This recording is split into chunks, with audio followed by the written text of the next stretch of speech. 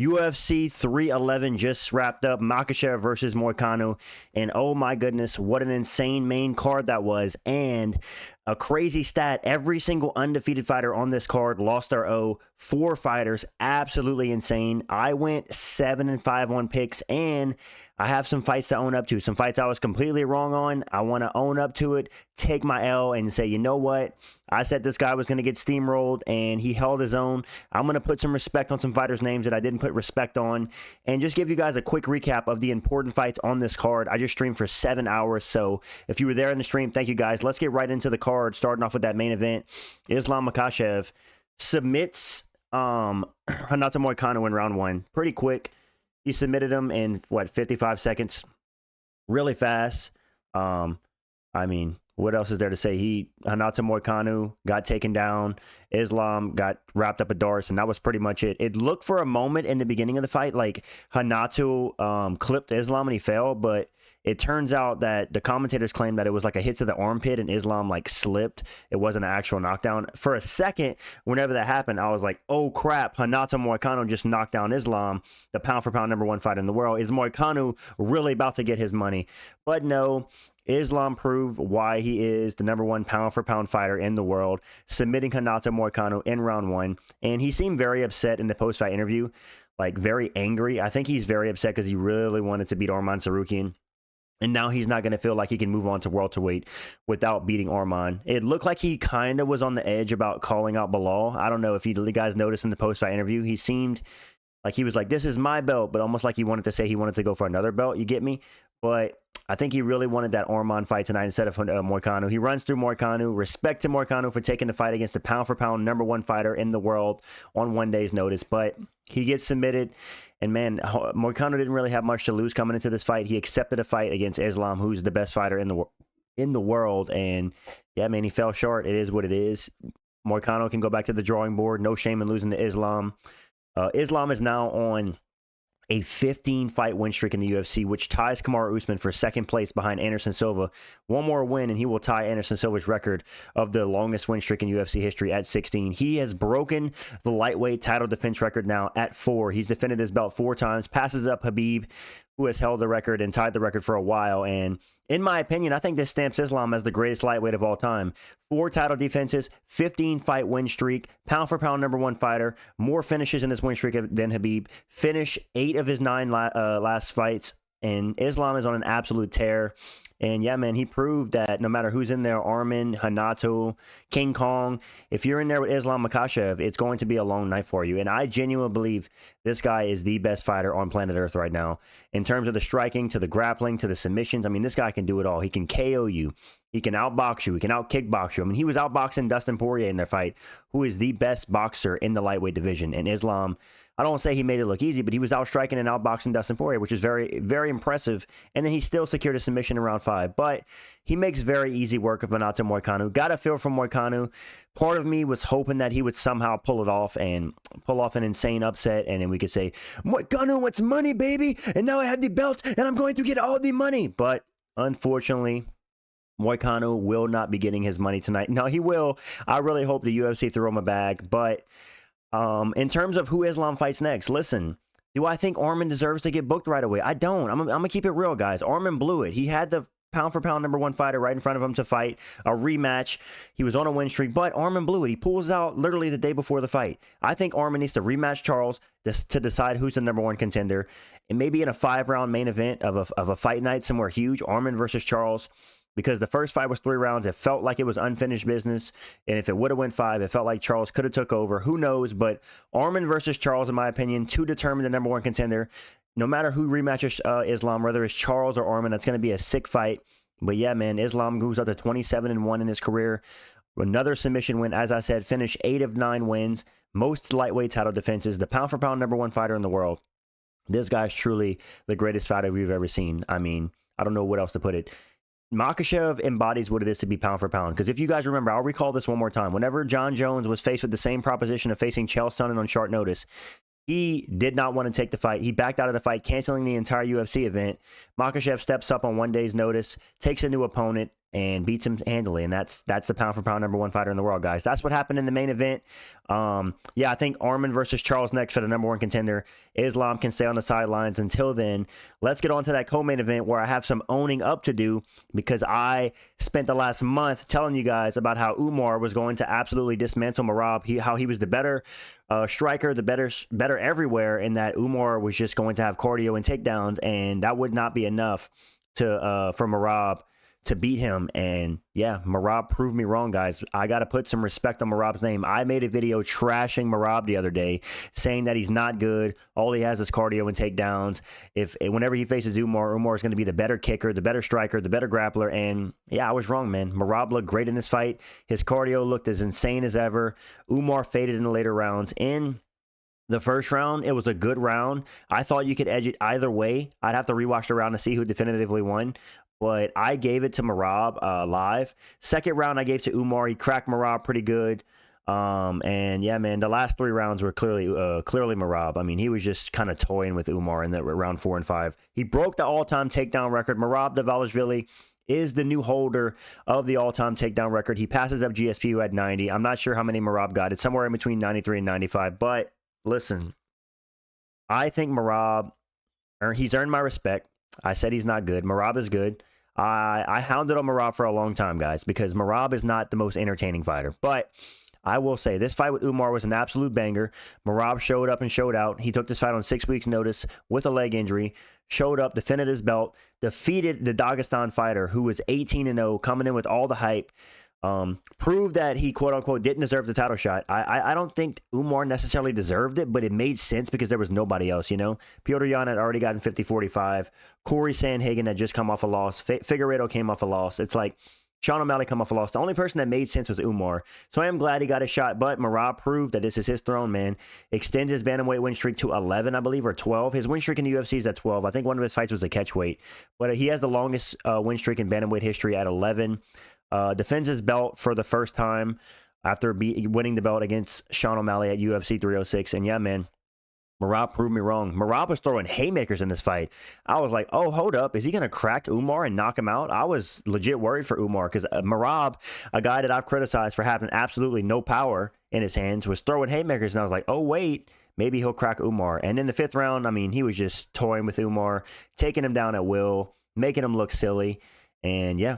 It says that in the full fight, looking like, I'm not sure what these stats are, but it says, I'm not even going to pay attention to the stats. Merab, I think he took down Umar like 7 or 8 times. Really good. Umar defended a ton of takedowns, but even the legendary Dagestani fighter in Umar, known to come out of one of the best training camps in the entire world in Khabib's camp, could not keep up with the pace and cardio of Merab. Merab has machine-like cardio. Whether that's due to EPO, which I have a sneaky suspicion it might be, either way, I can't prove it, so I have to put some respect on Merab's name. He proved that he is the bantamweight champ, and man, if not Umar, who beats this guy? I think he 50-45s Petr Yan again. I think he beats Sean O'Malley again. Like, who beats this guy? Maybe Umar can get back to the drawing board, get some wins, but I don't. The only thing that's defeating Merab in this division, if it's not Umar's father time. Merab just turned 34. I still think he's in his prime, and yeah, man, I got to put some respect on it. Merab's striking looked pretty good.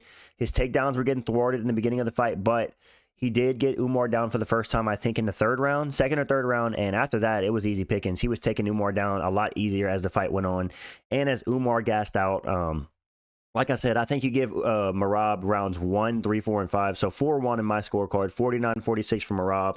I was wrong, guys. I've been running around these MMA streets talking about how Merab is going to get dominated by Umar, who's just better everywhere, and Merab's just maybe going to get a couple takedowns, but Umar's just going to stay on the outside and kick him at range, and Umar seemed like he was doing that in moments, but Merab's cardio is just on another level, man. He has the best cardio in UFC history. I don't think you can deny that. This guy shot 49 takedowns against Petr Yan.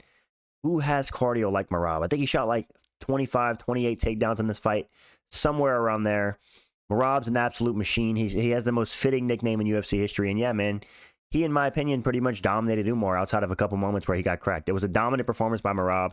I was 100% wrong, and yeah, who fights Merab next, man? It's tough. Do you give O'Malley a rematch? I think you do Petr Yan versus Sean O'Malley for a rematch against Merab, and whoever wins that fight, man, I just don't see anybody beating Merab. I think he's going, assuming Father Time doesn't beat him or O'Malley can't catch him with like a flash knockout, I think Merab retires as champion. I don't know who beats this guy. Either way, co-main event, Merab Dvalishvili beats Umar by 48-47, 48-47, and 49-46 decision to retain his belt and defend for the first time. Breaks the takedown record that GSP held, and also breaks the bantamweight win streak record, and he has 11 now. And yeah, I guess it's time for me and everybody else to start putting some respect on Merab's name because he proved us all wrong. Let's get on to that feature fight, which was Jamahal versus Jiri Prochazka. This fight was absolutely insane, and you know what? Respect to both guys. Jiri's head movement looked really improved in this fight, even though every time Jiri did a big movement, I was nervous he was going to get KO'd by Jamahal. In the first round, Jiri moving in and out, drops Jamahal. Jamahal survives. They're going back and forth. I think he even cracks Jiri one time, but first round, you give it to Jiri because he gets the knockdown. Second round, kind of the same thing, more or less. I think Jamahal might have dropped Jiri at one point, a flash knockdown. Drops him, Jiri gets back up. And then in the third round, like, this fight was an absolute barn burner. These guys were swinging haymakers, swinging for the fences. Respect to Jamahal, respect to Jiri. All the coping Jamahal did, you got to wonder if it affected his training or affected his fight, but I think that would just be taken away from Jiri Prochazka's performance. Jiri Prochazka looked like an improved fighter out there. Yeah, man, you could argue he won all 3 rounds, but even up to the finish. Well, no, I guess you would have to get the round 2 to Jamahal. I think he did get a knockdown. Let me scroll down and see what the stats say. Knockdowns. It didn't credit anybody with a knockdown, but Jiri definitely got a knockdown in that first round. I don't know what's up with the UFC stats makers not crediting with knockdowns, but this fight was absolutely insane. I think you get this fight of the night on the entire card. This was the biggest barn burner. I was on the edge of my seat, boys. I was like, oh, snap. Is Jiri going to get KO'd? Is Jamahal going to get KO'd? This fight was nuts. They also both landed a pair of eye pokes in the second round, I believe. Jiri landed an eye poke on Jamahal. Then Jamahal landed an eye poke on Jiri maybe in the next round. But in the end, Jiri catches Jamahal with a big shot. Jamahal turtles up on the ground, and Jiri finishes him by TKO to win the fight. In the fight, Jiri did bust up Jamal's nose. He cut him under the eye, so Jiri was definitely winning the fight in terms of damage. But Jamahal was in there the whole time. I predicted Jiri Prochazka to win this fight by a second round TKO. He gets it done in the third round. But like I said, man, respect to both fighters. This fight was an absolute barn burner. Fight of the night, in my opinion. And yeah, Jiri called for a third fight with Alex Pereira. I don't know about that, man. He's already lost twice. I think Jiri needs a win streak. Alex is not going to fight this guy 3 times, especially whenever the first 2 fights were pretty definitive for Alex. The second fight was absolute domination. Alex Pereira destroyed Jiri Prochazka. So I think Jiri needs to fight like a Khalil Roundtree, or he needs to fight like the winner of Allberg versus Blachowicz, and maybe Jamahal can fight Khalil Roundtree. But I'd say they both look good, man. Jamahal looked pretty decent. His defense was a little bit sloppy, but at the end of the day, you're fighting Jiri Prochazka, a super unpredictable guy. It's hard to avoid those bombs. Jiri was dipping in and out with his head. Every time Jiri made like a big movement with his head, I was like, oh, snap, he's going to get caught and KO'd. But I think Jiri still has an underrated chin. People underestimate his chin because he's been KO'd by Alex Pereira, but it's Alex Pereira, man. This guy has some of the craziest striking accuracy we've ever seen. So put some respect on that man's name. He's beat both of these guys, and these guys just went to war, and Jiri came out on top with a third round TKO over Jamahal. It was a great back and forth fight, but Jiri just showed to be the better fighter overall, the better head movement, better defense overall. And yeah, I don't think Jamahal cut up Jiri at all. Jamahal was cut open on the nose. He was bleeding under his eye. So, and Jiri gets it done in the third round, 3 minutes in. Like I said, knocks down Jamahal. He turtles up, and Jiri jumps on top of him, ground and pounds him, and the ref jumps in, and that's the fight, guys. Jiri Prochazka gets the win. Like I said, I don't think he's going to get that Alex third fight. He needs to fight the winner of Blachowicz versus Allberg to stamp a title shot, or even get another one after that, because he's already lost to Alex twice. It's tough to give a guy that's already lost twice to the champion another fight. But yeah, man, this is my favorite fight on the main card. Let's get on to the next fight on the main card, which was Jailton Almeida versus Sergey Spivac. Sergey Spivac made Jailton Almeida look like a world-class kickboxer. That's hard to do, man. That's hard to do. Jailton Almeida in the fight, we were seeing some of his striking. They had a grappling exchange, a couple of them. I think Sergey Spivac was on top of Jailton Almeida with one point, even got his back. Jailton Almeida gets out, and then he gets Sergey Spivac's back. And yeah, it was a wild fight for while it lasted. But Sergey Spivac, this guy made Jailton Almeida look like a world-class kickboxer. I don't know how you do that. Jailton Almeida wins the fight with 7 seconds left in the first round by TKO with Sergey. He's on Sergey Spivac's back, flattened him out. and just started teeing off on the back of him, beating him up, hitting him on the side of the head, teeing off. The ref steps in, the fight's over. Yeah, man. Jailton Almeida, he called out Cyril Gane. I like that fight for Cyril Gane. I think you can argue Cyril Gane heavily lost that fight against Alexander Volkov. I don't think you reward him with another shot at the title or anything like that. I think he fights Jailton Almeida for the next guy to fight against whoever wins against Jones Aspinall if that fight happens. But yeah, man, Sergey Spivac did not look great in this fight. He was more lean. He had his moments. I think he got Jailton Almeida's back at one point, but it wasn't enough. Jailton Almeida showed that he is the Alex Pereira of the heavyweight division. This guy is, he said, what? Who's a grappler, brother? I'm the best kickboxer in the entire heavyweight class. Jailton Almeida showing that he's the most dangerous striker in heavyweight history. No, I'm joking. But yeah, man, he finishes the fight by TKO. Jailton Almeida landed a 1-2 down the pipe, I think, and hurt Sergey Spivac, which ended up leading to the finish, I believe. I'm not 100% sure, but Spivac's just one of those guys, man. Anytime he steps up to face like the top guys, whenever he stepped up and faced Tom Aspinall, he lost. When he stepped up to face Cyril Gane, he lost. Whenever now he's facing Jailton Almeida, he lost. Spivac can't seem to get over like the top 7 of the heavyweight division. It's tough for Spivac. I think Spivac fights like the winner or the loser of Curtis Blaydes versus that Russian roidhead. But Jailton Almeida, I think he should get the Cyril Gane fight. That's a good fight. Cyril Gane has a chance to prove, is his grappling as bad as people say? I think it looked a little improved in the Volkov fight, but I don't know. But yeah, Jailton Almeida confirmed new best kickboxer at heavyweight. Let me know what you guys think in the comments about that. Either way, this fight was okay. Ended in the first round. I did pick Jailton Almeida to win. I went 4-1 on the main card. Shout out to that. I did terrible on the prelims. But let's get on to the opener of the main card, which was Kevin Holland versus Reinier de Ridder. And I'm not going to lie, seeing Kevin Holland get choked out by Reinier de Ridder was satisfying after seeing how sore he was on Rampage Jackson's podcast. If you guys don't know, if you've been living under a rock, he went on Rampage's podcast and disrespected him, and I just thought it was a whole soy movement. Kevin Holland's entire UFC career is a cope, and this is just more proof of it. He's just going to talk about how he wants the most UFC fights, but he doesn't want to fight for the belt. He doesn't care about the belt. He just wants the most UFC fights at 50. Either way, Reinier de Ridder, I predicted him to win by submission. He won by submission. And I'm not going to lie, guys. Once I saw the weigh-in numbers, I knew Kevin Holland was losing this fight. Reinier de Ridder is a massive middleweight. Kevin Holland weighed in at 183. He didn't even hit the middleweight limit. That told me he didn't cut weight. He was fighting at his absolute natural weight. And there was no way that he was going to beat a guy in Reinier de Ridder unless he got a flash KO, which he wasn't going to happen.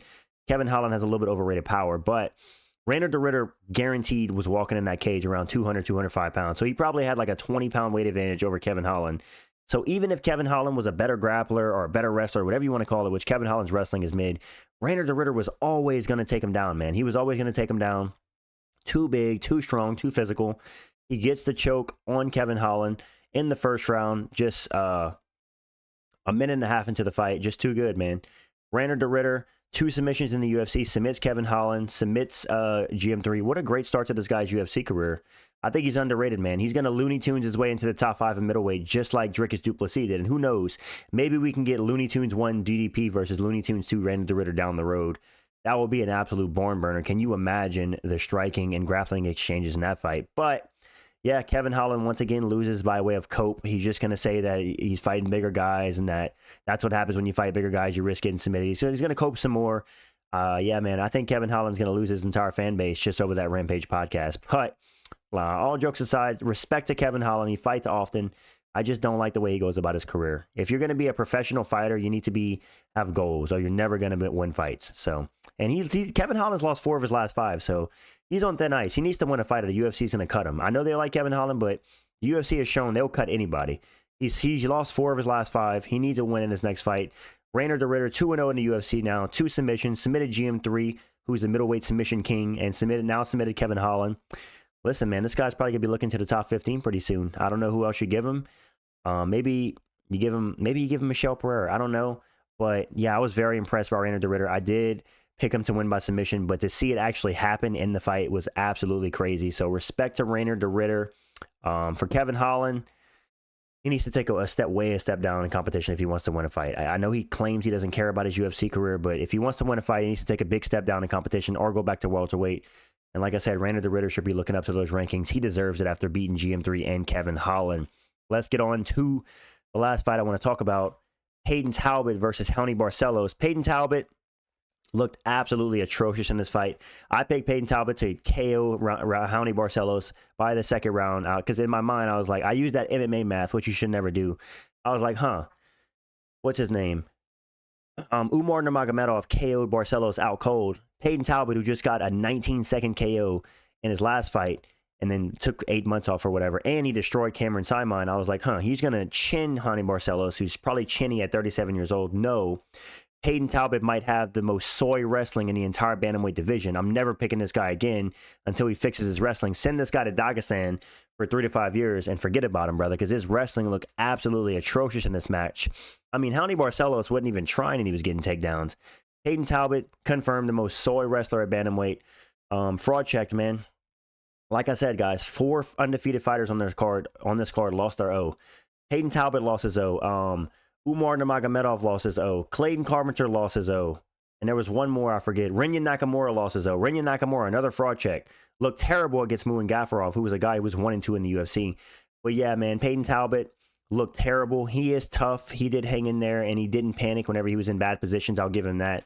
But in terms of like pure wrestling, this guy's wrestling's terrible. He 100% needs to go to Dagestan.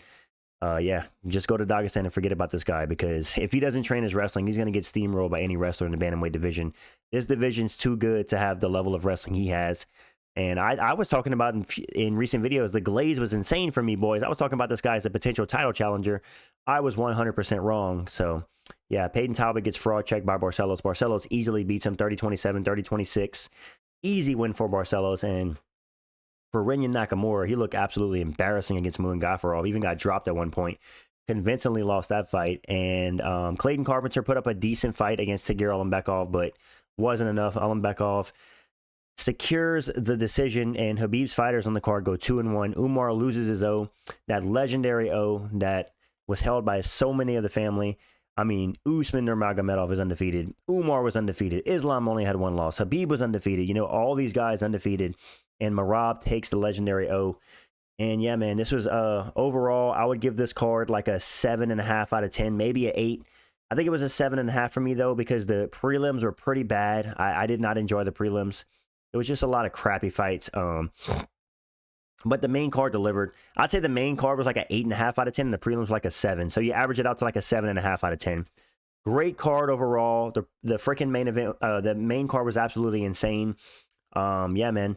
Good fights. Peyton Talbott, he needs to take a step way down in competition, because he needs to, maybe he did need to take all that time off. I don't know what training he was doing, but it wasn't his wrestling. This guy had to be training strictly striking, because his wrestling looked absolutely embarrassing in this fight. But yeah, guys, as I said, I was wrong. Merab proved me wrong. He deserves respect. He took the O of Umar. He showed he's the bantamweight champ. He showed different facets of his game, good takedowns. He showed decent striking. He showed good grappling overall, good defensive awareness, and Umar barely could take Merab down. I think he took him down like once or twice. So yeah, Merab proved me wrong. Barcelos, the crafty vet, crafted his way against Peyton Talbott. Islam proved he's the pound-for-pound #1 fighter of the world. This is my recap of UFC 311, guys. I just did a 7-hour stream, like I said. I hope you guys that were in the stream enjoyed it. Thank you guys so much for all the support on the channel recently. Yeah, this is my recap of the card. Let me know what you guys think in the comments. What do you want to see next out of these fighters? What did you think of the card? Like the video, subscribe if you're new, and I'm out, guys. Peace.